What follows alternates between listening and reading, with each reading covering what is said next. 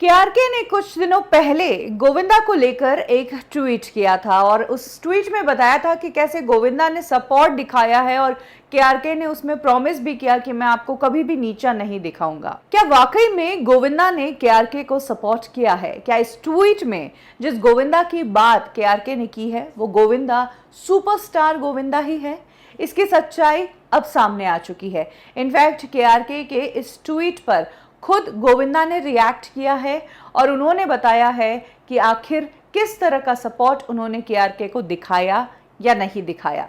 गोविंदा का एक स्टेटमेंट आया है जिसमें उन्होंने कहा है, मैंने कुछ मीडिया रिपोर्ट्स पढ़ी है जिसमें कहा गया है कि मैं केआरके को सपोर्ट कर रहा हूं। सबसे पहले तो आपको क्लियर कर दूं कि मैं पिछले कई सालों से केआरके के टच में हूं ही नहीं, ना मीटिंग, ना फोन कॉल और ना ही मैसेजेस। हो सकता है कि जिस गोविंदा का नाम लेकर केआरके ने ट्वीट किया है वो गोविंदा कोई और गोविंदा हो, क्योंकि इस ट्वीट में उसने मुझे टैग नहीं किया है। आगे गोविंदा ने कहा है कि इस सेल्फ प्रोक्लेम्ड क्रिटिक ने तो मेरे मूवीज के बारे में भी बहुत बुरा बुरा बोला है। हो सकता है कि इसके पीछे कोई एजेंडा हो, कोई कंट्रोवर्सी क्रिएट करनी हो पेंडेमिक के बीच। साथ ही गोविंदा ने यह भी कहा कि मुझे तो ये तक नहीं पता कि आखिर सलमान और केआरके के बीच लड़ाई कितनी गहरी है और एग्जैक्ट प्रॉब्लम क्या है और प्रॉब्लम किसकी है और मेरा नाम क्यों इस कंट्रोवर्सी में आया, मैं तो ये भी नहीं जानता। गोविंदा ने कहा कि ऐसी ही एक कंट्रोवर्सी एक दूसरे फिल्म क्रिटिक ने भी की।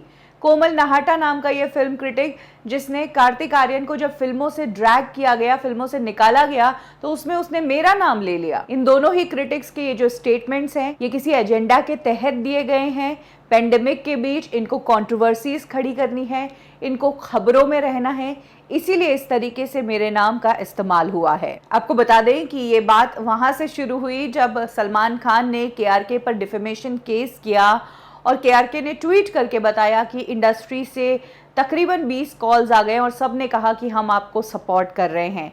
और इस ट्वीट के तुरंत बाद केआरके ने ट्वीट किया कि गोविंदा को थैंक यू अपना सपोर्ट दिखाने के लिए, और मैं आपको नीचा नहीं दिखाऊंगा, मैं जीत के ही बताऊंगा।